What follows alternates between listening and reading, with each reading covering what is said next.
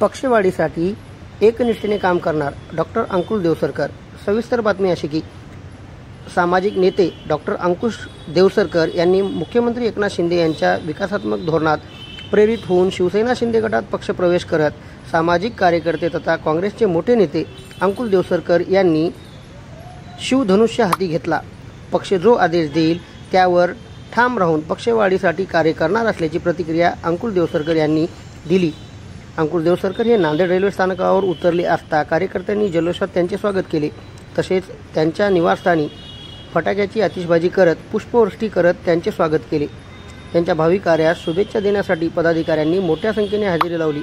यावेळी शिवराज बोंडारे, महानगर संघटक शंकर पिनोजी, जिल्हा संघटक बिल्लू यादव, उपजिल्हा प्रमुख अशोक देशमुख, कामगार सेना जिल्हाध्यक्ष विकास देशमुख, युवा सेना उपजिल्हा प्रमुख रवी नरवाडे, शहर प्रमुख कामगार सेना कृष्णा वानखेडे यांच्यासह इतर प्रमुख पदाधिकाऱ्यांची उपस्थिती होती। परवा दिनांक 29 ऑगस्ट रोजी संध्याकाळी 10 वाजता आपल्या महाराष्ट्र राज्याचे लाडके मुख्यमंत्री माननीय नामदार एकनाथजी शिंदे साहेब यांच्या उपस्थितीमध्ये व आपल्या नांदेड जिल्ह्याचे शिवसेनेचे नेते माननीय माजी खासदार हेमंतभाऊ पाटील यांच्या मार्गदर्शनाखाली मुंबई येथे शेकडो कार्यकर्त्यांसह शिवसेनेमध्ये प्रवेश केला।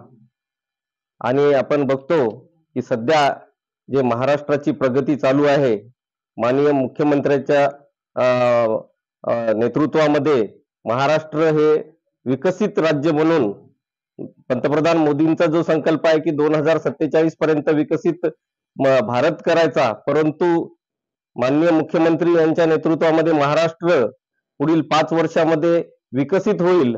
आणि महाराष्ट्रामध्ये ज्या पद्धतीने निर्णय घेतले जात आहेत, सर्वसामान्य गोरगरिबांसाठी निर्णय घेतले जात आहेत, त्यावर प्रभावित होऊन मी शिवसेनेमध्ये प्रवेश केला आणि शिवसेना पक्षामध्ये काम करण्याचा निर्णय घेतला आणि पक्ष जो आदेश देईल ते जबाबदारी मी स्वीकारण्याचं ठरवलेलं आहे।